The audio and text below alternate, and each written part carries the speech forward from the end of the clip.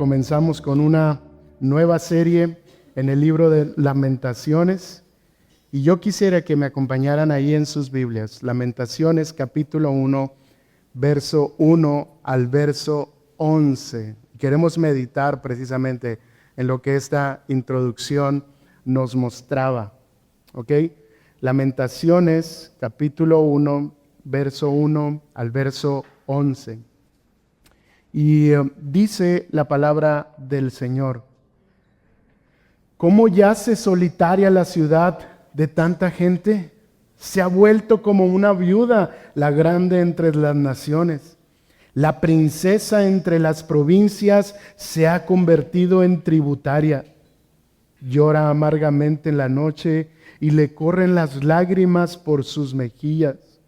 No hay quien la consuele. Entre todos sus amantes, todos sus amigos la han traicionado. Se ha convertido en sus enemigos. Judá ha ido al destierro bajo aflicción y bajo dura servidumbre. Ella habita entre las naciones, pero no haya descanso. Todos sus perseguidores la han alcanzado en medio de la angustia. Los caminos de Sión están de luto porque nadie viene a las fiestas solemnes. Todas sus puertas están desoladas. Gimen sus sacerdotes, sus vírgenes están afligidas y ella misma está amargada. Sus adversarios se han convertido en sus amos y sus enemigos prosperan porque el Señor la ha afligido por la multitud de sus transgresiones. Sus niños han ido cautivos delante de los adversarios. De la hija de Sión se ha ido todo su esplendor. Sus príncipes son como siervos que no hayan pasto y huyen sin fuerza delante del perseguidor. Jerusalén, recuerda en los días su aflicción y de su vagar todos sus tesoros que existían desde los tiempos antiguos, cuando su pueblo cayó en mano del adversario sin que nadie le ayudara. Al verla sus adversarios se burlaron de su ruina, porque en gran manera ha pecado Jerusalén, por lo cual se ha vuelto cosa inmunda. Todos los que la honraban la desprecian porque han visto su desnudez, y ella gime y se vuelve de espaldas. Su inmundicia está en sus faldas. No consideró su futuro, por tanto ha caído de manera sorprendente. No hay quien la consuele. Mira, oh Señor, mi aflicción, porque se ha engrandecido el enemigo. El adversario ha extendido su mano a todos sus tesoros. Ciertamente ella ha visto a las naciones entrar en su santuario, a la que tú ordenaste que no entraran en tu congregación. Todo su pueblo gime buscando pan. Han dado sus tesoros a cambio de comida para restaurar sus vidas. Mira, oh Señor, y observa que me están despreciando. Oremos, hermanos. Amado Padre Celestial, en esta mañana anhelamos que tu palabra nos hable a través de estos poemas, Señor. Una poesía triste, sombría, oscura, llena de lamento y de dolor, donde pareciera que no hay esperanza, pero que en medio de todo esto, Señor, tú estás obrando. Así que ruego, Padre, que me uses a mí y uses a cada predicador durante esta serie para predicar tu palabra fielmente, para proclamarla, sí con lamento, pero también con compasión, con amor y con gracia. Ruego, Señor, que uses aún la debilidad que hay en mi vida para que pueda ser usado durante esta mañana y en esta tarde, Señor. Y que al final el mensaje proclamado sea una instrucción clara que venga de tu parte, que nos confronte, que nos conforte por medio del Evangelio de Jesucristo. Te lo ruego todo esto en Cristo Jesús. Amén. He estado meditando tanto en este libro que estamos empezando a estudiar. Me pareció muy puntual traer a memoria que gran parte del cristianismo moderno nos ha presentado un cristianismo como solamente victorioso y positivo. De hecho, si tú meditas, visitas, ves o sigues a iglesias grandes y esplendorosas, tienen un performance perfecto, todo es perfecto, cada detalle es perfecto, como si la vida no tuviera caos. Y en esos performances falta algo. Falta la palabra pecado, la palabra sufrimiento, la palabra lamento, que es una realidad en la vida en general, pero también en la vida cristiana. Y hermanos, esta obra literaria nos muestra eso. Son poemas escritos de manera anónima, aunque la mayoría de los estudiosos concluyen que fue el profeta Jeremías quien los escribió. Y el deseo del autor, del profeta, es mostrarnos todo lo contrario a lo que tal vez el cristianismo moderno nos quiere decir. Porque todos los lamentos que vamos a ver durante las siguientes semanas, hermanos, son a causa de la destrucción, la conquista y el exilio de la ciudad celestial. Aquella ciudad que parecía esplendorosa, hermosa e intocable, pero que estaba sufriendo profundamente. Y la razón del juicio de Dios para esta nación es a causa de que la nación había quebrantado el pacto. Y lo único que estaba pasando con la ciudad de Jerusalén es que ellos estaban sufriendo las consecuencias de haberse separado de Dios y de lo que Dios ya les había advertido una y otra vez.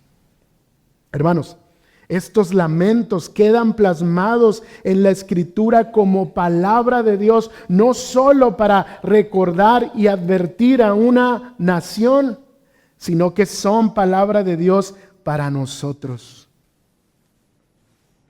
Y estos lamentos tienen el propósito de recordarnos sobre el dolor que produce el pecado, recordarnos que el sufrimiento es parte de la vida del creyente y que podemos lamentarnos con propósitos piadosos para buscar a Dios, para buscar restauración y para adorar a nuestro Señor. ¿Saben por qué, hermanos? Porque estamos convencidos que en medio del dolor y del sufrimiento que puede provocar haber pecado contra Dios, hay una esperanza grandísima dentro de todo este libro, y es la siguiente: sus misericordias son nuevas cada mañana.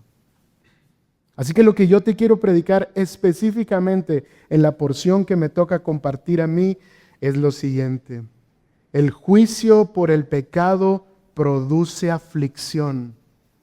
Por tanto, busca a Dios con un corazón quebrantado. Te lo repito, hermano, el juicio por el pecado produce aflicción. Por tanto, busca a Dios con un corazón quebrantado. Y a través de los 3 puntos en los que desarrollé este poema, yo quiero mostrarte que aunque la aflicción es dura en nuestra vida a causa del pecado, aún así debemos buscar a Dios. Así que mi primer punto está en los versículos 1 y versículo 2 y es el siguiente: busca a Dios a pesar de la humillación que produce el pecado. Busca a Dios a pesar de la humillación que produce el pecado. Y este lamento comienza describiendo la situación actual de la ciudad de Jerusalén, una ciudad celestial, una ciudad gloriosa. Y la pregunta es, ¿qué pasó? ¿Por qué se lamenta el profeta? Y fíjate cómo empieza: cómo yace solitaria la ciudad de tanta gente. Una ciudad que estaba muy poblada, ahora es una ciudad solitaria. ¿Y por qué se habla de ella con asombro. Bueno, la pregunta es, ¿cómo pudo llegar hasta ahí? ¿Qué fue lo que provocó que una ciudad tan bella, tan poblada, se haya quedado como una ciudad sola?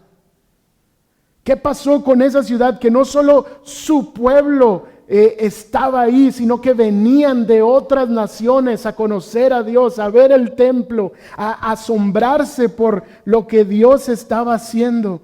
Esta ciudad ha quedado sola. Y luego la describe como una viuda. ¿Sí? ¿Por qué? Porque su rey se fue. Porque Dios, su esposo, la ha dejado. Porque Dios, quien era su esposo, la había dejado. Ha sido privada de la presencia de Dios. ¿Y saben qué? Ser viuda para el tiempo de los israelitas puede denotar dolor. Pero ¿sabes qué? También en esa cultura las viudas formaban parte de una clase social desatendida, despreciada y marginada. Y así es como el profeta está describiendo a esta ciudad.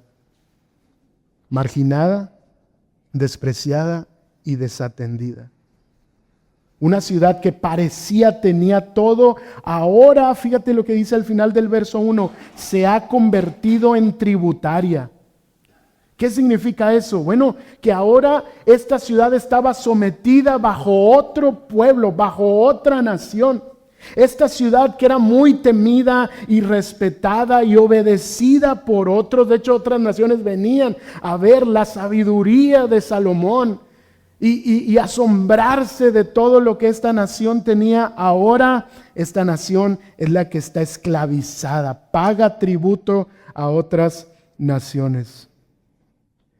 Y por eso dice en el verso 2, llora amargamente en la noche. Esta figura de una mujer, de una viuda, que lo ha perdido todo, que ha perdido a su esposo y que en las noches de rodillas está clamando. ¿Qué pasó, Señor? ¿Por qué te lo llevaste? Esa es la imagen que está pintando el profeta. Y dice, no hay quien la consuele.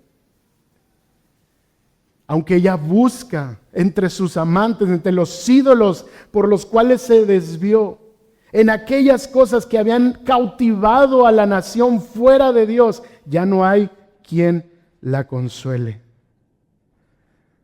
Y mientras el profeta escribe esto, está profundamente dolido por su ciudad. Él no puede creer cómo una ciudad que era hermosa ahora está sola. Una ciudad que era reconocida ahora está siendo humillada a causa de su pecado. Yo estaba pensando que ha sido una de las humillaciones más grandes que he vivido en mi vida. Y bueno, hay varias, pero recuerdo muy bien una en la preparatoria. Estaba corriendo por en medio de la explanada en el receso de la preparatoria.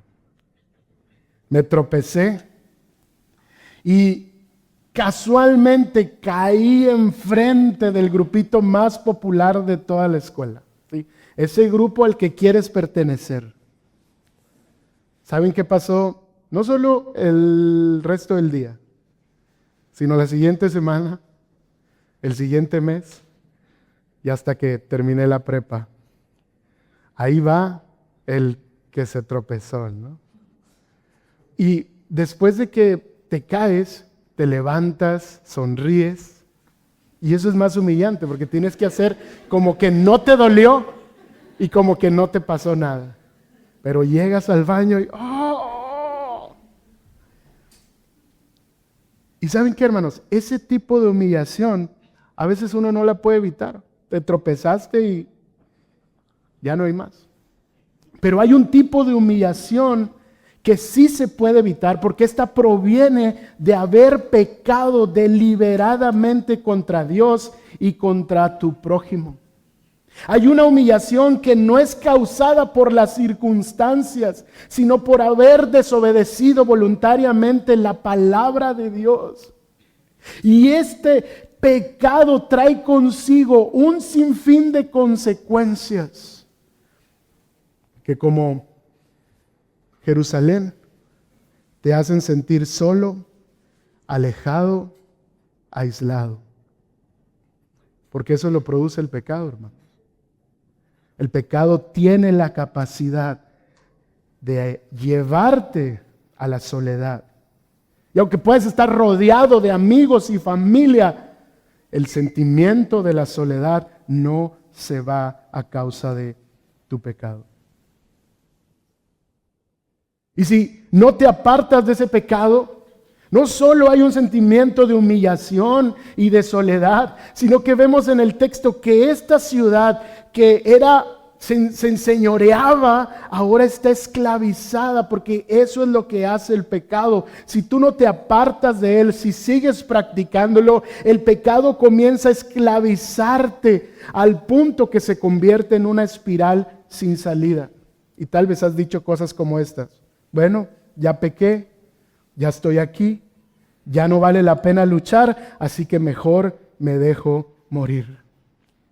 Hermanos, esa no es una buena actitud ante el pecado. Más bien, lo que nosotros vemos en este pasaje es que hay que lamentarse por él. Y hay que buscar al Señor a pesar de lo humillado que uno se puede sentir. Hermanos, la humillación que produce el pecar contra Dios y contra tu prójimo no es algo lindo. Pero ¿sabes qué? Muchas veces es necesario. Porque tal vez cuando veas la verdadera condición de tu corazón, puedes levantar tus ojos al cielo y decir: Señor, ayúdame, perdóname, rescátame. Pero desgraciadamente, cuando uno persiste en el pecado, el sentimiento de soledad y el sentimiento de humillación sigue alejándonos más y más de nuestros hermanos, amigos, pareja. De hecho, los casados aquí, piensen en su matrimonio. Cuando pecan el uno contra el otro, poco a poco sucede que lo que queremos hacernos es aislarnos el uno del otro. No queremos estar cerca de él. Piensa cuando has pecado o alguien de tu iglesia ha pecado contra ti. ¿Qué sucede? Algo se quiebra y te impide estar junto a ese hermano o junto a esa hermana. Piensa en las relaciones padres e hijos. ¿Qué pasa cuando pecan el uno contra el otro? Hay un distanciamiento. Porque eso es inevitable, hermanos. Eso es lo que hace el pecado. Pero peor aún, ¿qué pasa con tu relación con Dios cuando pecas? Ya no quieres regresar a tus disciplinas espirituales. Ya no quieres congregarte. Luchas con ese sentimiento de aislamiento, de soledad, de humillación. Iglesia, es inevitable. ¿Por qué? Porque el juicio por el pecado produce esta aflicción. Pero yo quiero animarte a que, a pesar de la humillación que puedes sentir el haber pecado contra Dios, lo busques con un corazón quebrantado. Busca al Señor a pesar de ello. Pero sabes, el autor de este lamento también nos está animando a buscar a Dios para encontrar descanso en Él. Y no buscar descanso en las cosas creadas, en otras cosas. Y ese es el segundo punto de mi sermón. Busca a Dios para que encuentres descanso en medio de la aflicción. Fíjate lo que dice el verso 3. Judá ha ido al destierro bajo aflicción y bajo dura servidumbre. Ella habita entre las naciones, pero ¿qué dice? No haya descanso. Al contrario, todos sus perseguidores la han alcanzado en medio de la angustia. Los caminos de Sión están de luto porque nadie viene a las fiestas solemnes. Todas sus puertas están desoladas. Gimen sus sacerdotes, sus vírgenes están afligidas y ella misma está amargada. Fíjate ahora lo que pinta, una ciudad llena de alegría, una ciudad que que era el centro de adoración para conocer al Dios verdadero, se había convertido en un lugar triste y sombrío. El sentimiento que estaba en esa nación era un sentimiento lleno de congoja, donde las otras tribus iban con el propósito de gozarse en el Señor. De hecho, el Salmo 48:2 dice: toda la tierra gócese en Jerusalén. Ahora llora amargamente, y ahora su risa se ha convertido en lamento, y sus fiestas solemnes ya no hay más. Esta nación, hermanos, que era una nación separada para Dios, una nación que era distinta, un pueblo que era único, dice el pasaje, se ha convertido en una nación más. Ella habita entre las naciones, ya no tiene nada de especial. Ahora es una ciudad más, y ya no encuentra el descanso que encontraba en ser la ciudad de Dios. Ya no hay satisfacción para ella, sino que ahora sus enemigos se burlan de ella. Sus perseguidores la han alcanzado y está amargada por la aflicción que hay en su vida. Pero fíjate lo que dice el verso 5, y quiero que pongas atención, hermano. Sus adversarios se han convertido en sus amos y sus enemigos prosperan. Y el autor de los lamentos quiere asegurar algo: porque el Señor la ha afligido. ¿Quién la ha afligido, hermanos? El Señor. ¿Y fue simplemente porque a Dios se le ocurrió? ¿El Señor la afligió porque se deleita en el sufrimiento de su pueblo? No. ¿Qué dice el texto? La afligió a causa de la multitud de sus transgresiones. Una y otra y otra y otra vez pecando contra Dios. Así que el autor está convencido de que todo lo que esta ciudad está viviendo no es a causa de las circunstancias del universo, sino que es Dios mismo enviando su justo juicio. Así que, hermanos, esta porción nos muestra claramente que los lamentos no deben ser un asunto de victimismo, como cuando uno llora de ¿por qué no es justo? No lo merezco. Sino que un lamento que llega como olor fragante a Dios es aquel que reconoce que la causa de toda su aflicción es su propio pecado. Obvio, hermanos, no quiero decir que todo el sufrimiento que pasas en tu vida es a causa de tu propio pecado, pero sí es a causa del pecado. Sufrimos porque estamos en un mundo caído. Sufrimos porque estamos en un mundo donde cada individuo está buscando su propio bien. Pero regularmente estamos metidos en problemas a causa de nuestro propio pecado. Nuestras malas decisiones, la búsqueda de hacer nuestra propia voluntad. Por eso es que el autor aclara que no es Dios deleitándose en el sufrimiento o diciendo arbitrariamente voy a castigar a este pueblo porque se portó mal. ¡Puf! Un rayo, ¿no? No, esa no es la visión que tiene. Sino que Dios, hermanos, había hecho un pacto con Israel. Y este pacto era, si tú haces esto, si permaneces en mi palabra, si ayudas a la viuda, al huérfano, si eres mi pueblo que vive en justicia y en piedad, serás bendecido. Pero también le dijo, si no lo haces, serás maldecido.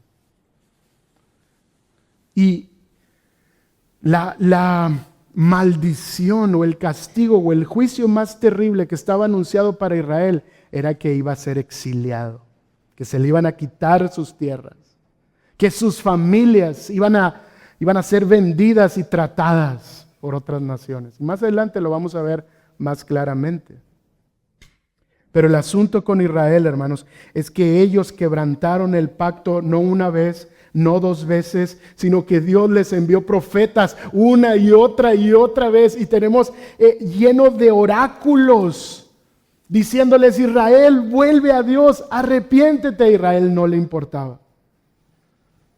Así que Dios no los juzgó por un pecado, Dios los juzgó por la multitud de sus transgresiones. Una vida entera yendo en contra de la palabra de Dios.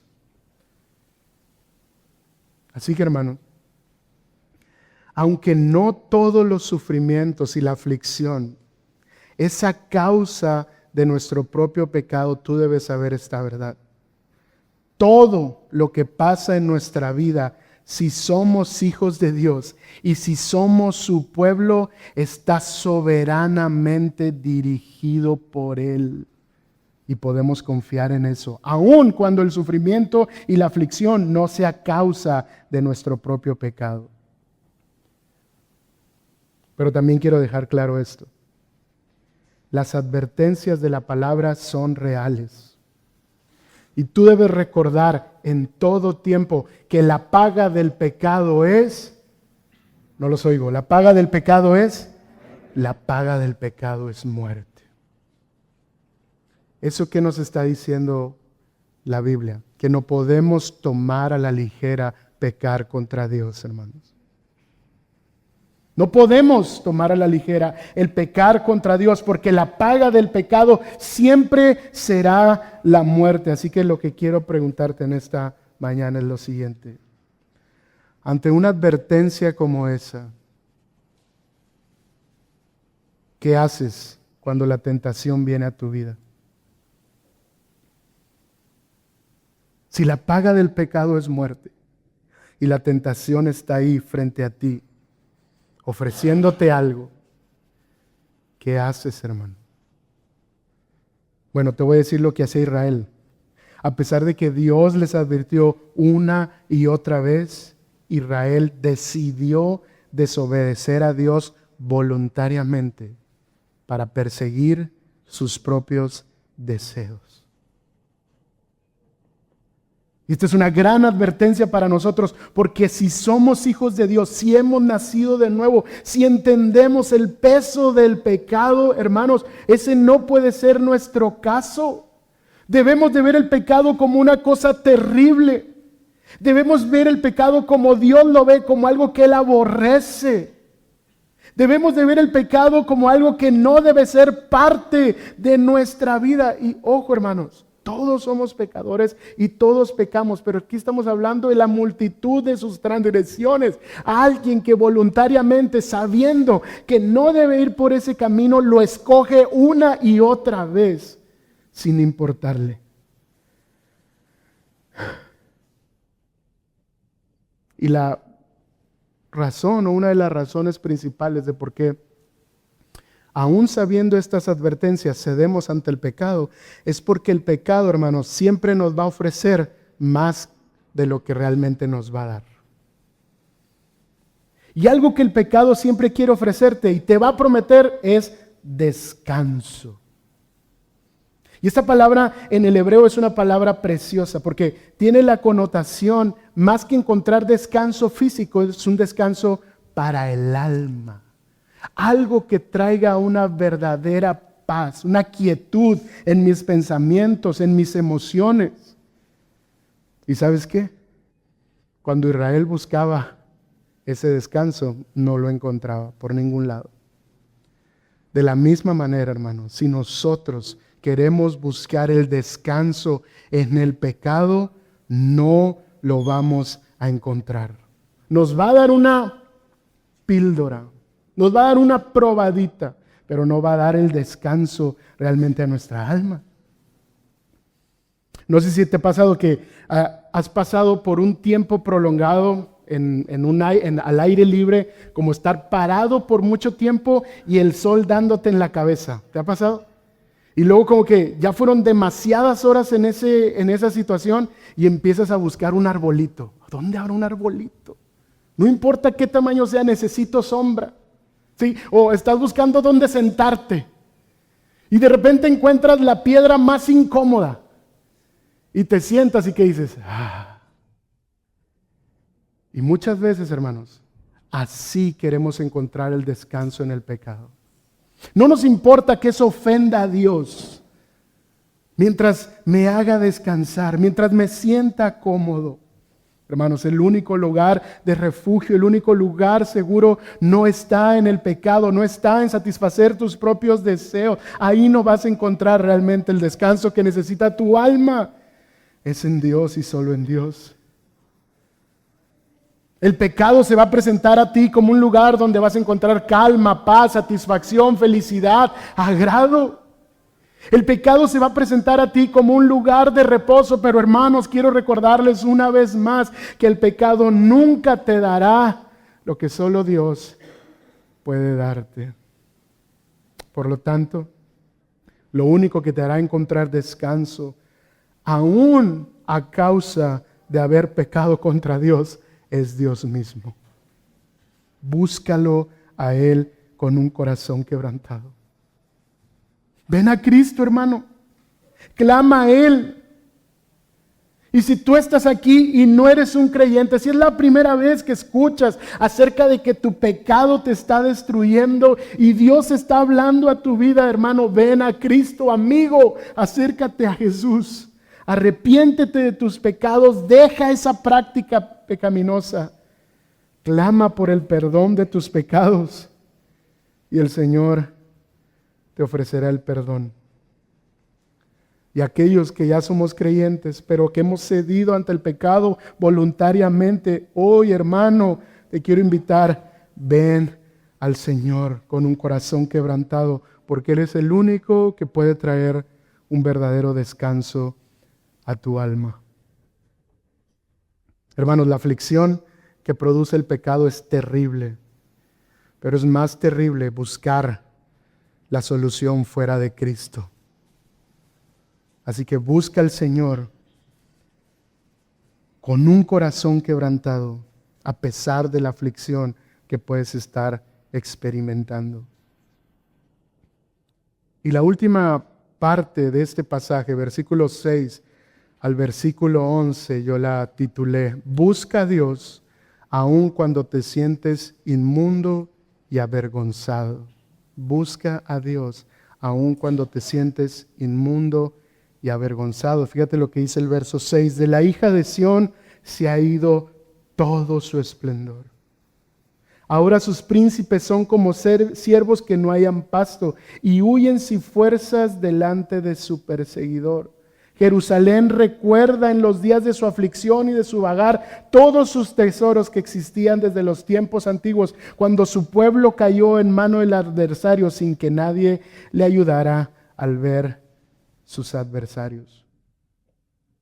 Lo que había sido no solo un pueblo distinguido, sino un pueblo honorable, hermanos. Eso era Jerusalén, en quien Dios había puesto su honor, a quien todos los vecinos respetaban. Ahora nos dice el pasaje que son despreciados.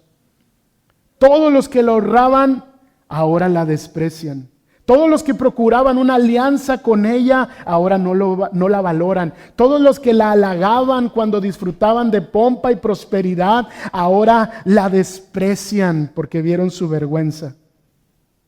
Ahora sus enemigos se han apoderado de ella y han apagado su luz. Y Jerusalén ya no tiene nada que ofrecer. De hecho, dice el verso 9, que los enemigos se han engrandecido. Se ha vuelto cola de las naciones cuando alguna vez fue cabeza.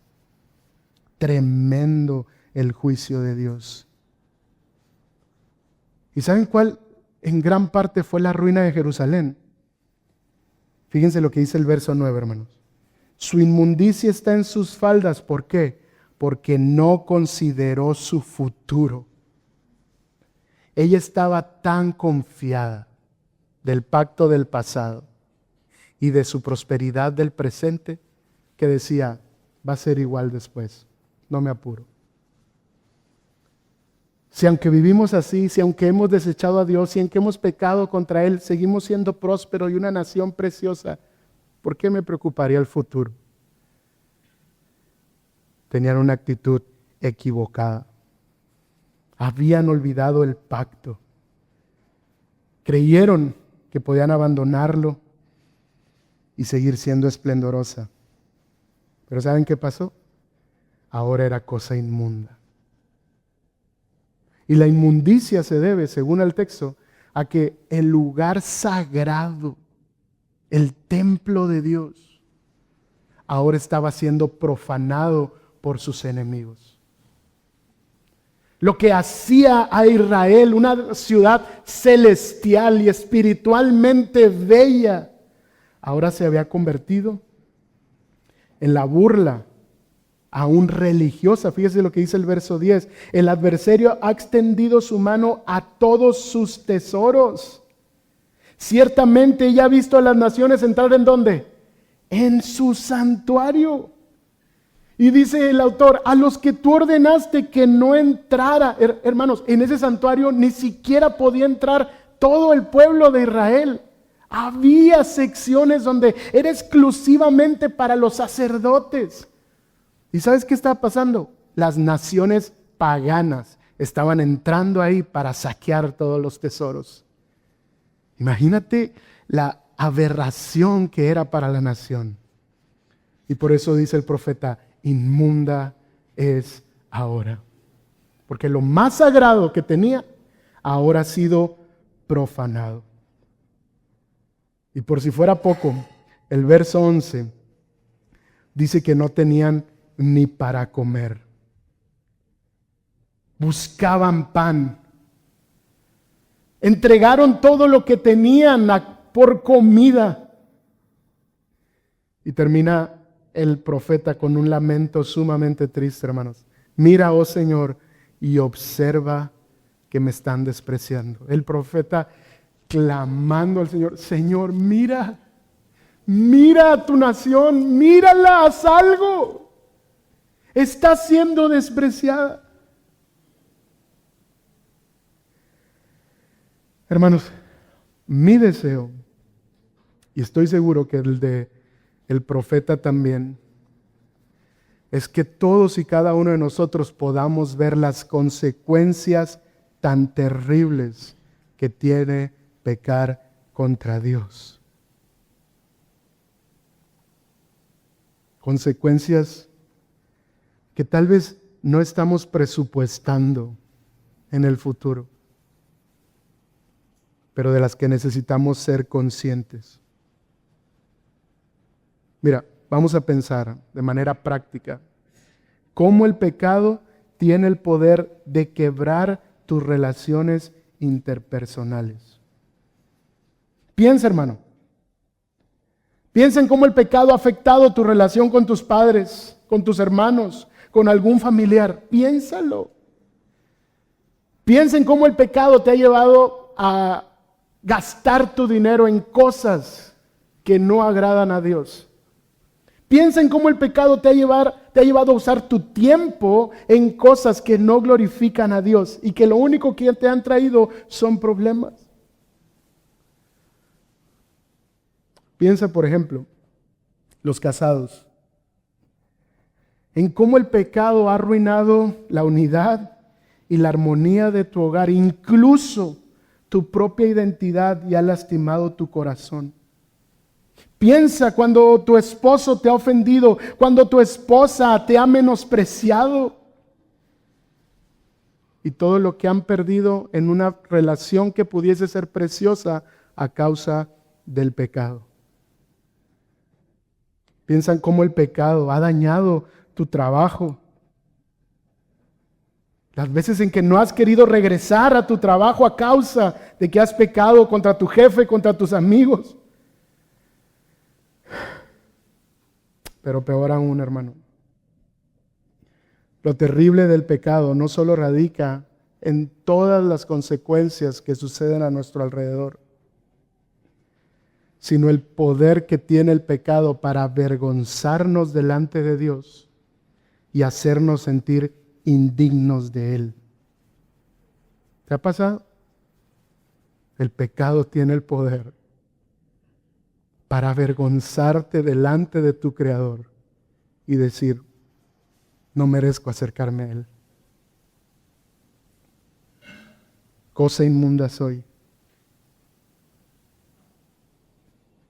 Pastor John Piper lo dijo de la siguiente manera: el pecado es vergonzoso porque desprecia la gloria de Dios para buscar satisfacciones inferiores.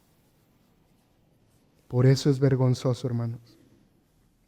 Hermanos, el pecado tiene el poder de quebrantar tu relación con Cristo. Y no es porque Cristo se aleje o porque Cristo te deje de amar, sino que el pecado es tan terrible que te engaña y te hace sentir indigno, inmundo, avergonzado a tal punto que te sientes hipócrita de volver a buscar a Dios. Te sientes hipócrita de regresar a tu iglesia. Te sientes hipócrita en pedir ayuda, en pedir consejo. Pero eso solo es la consecuencia del pecado, no es la verdad de la palabra. Porque Cristo, mi hermano, está disponible para ti. No hay nada que te pueda separar de Él. Así que busca al Señor, a pesar de la vergüenza y de la inmundicia con la que te puedes sentir por haberle fallado. Hermano, nadie es tan inmundo como para no poder acercarse al Señor en arrepentimiento y fe. Nadie es tan despreciable como para que la gracia de Dios no esté disponible para ti y para mí. Y la razón de eso, hermano, en lugar de correr de Cristo, debemos correr a Él. Y la razón por la que podemos correr a Cristo es porque su Padre, el Dios del universo, el creador de todas las cosas, en su infinito amor, con su poderosa gracia y por su misericordia inagotable, escúchame bien, ha afligido a Cristo a causa de nuestros pecados. El juicio por el pecado trae aflicción. ¿Y sabes qué hizo Dios? Como Él no puede dejar sin castigo el pecado, Él llevó a su Hijo a la cruz del Calvario. Y Cristo voluntariamente se entregó para que tú y yo, si ponemos nuestra fe en Él, aunque pasemos aflicción por este mundo, no pasemos por la aflicción eterna. Iglesia, en Lamentaciones, el culpable sufre por su culpa, pero en el Calvario, el inocente sufre por los culpables. Así que ven a Jesús. Y si tú ya estás en Cristo, si tú ya, Cristo te ha encontrado y has encontrado la perla de gran precio, entonces quiero llevarte a considerar lo siguiente. Piensa en tu futuro. No puedes burlarte de Dios. No puedes y no vas a poder evadir las consecuencias a causa de la multitud de tus transgresiones. No hagas lo mismo que Israel. El hecho de que Cristo haya sido afligido por nuestro pecado, hermano, no debe ser una motivación para seguir pecando, sino que debe ser la mayor motivación para alejarnos del pecado. Hermano, cuando estés frente a la tentación, recuerda que ese pecado que te está seduciendo fue el pecado que llevó a la cruz a nuestro bendito y hermoso Salvador.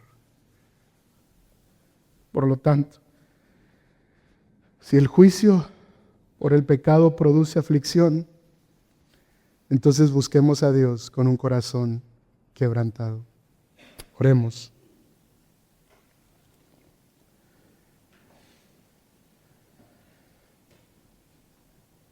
Señor, nos lamentamos por el pecado que hemos cometido contra ti.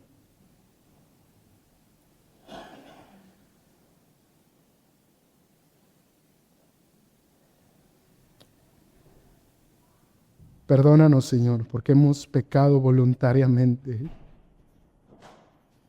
en pensamiento, en palabra y en obra, Señor. Perdónanos.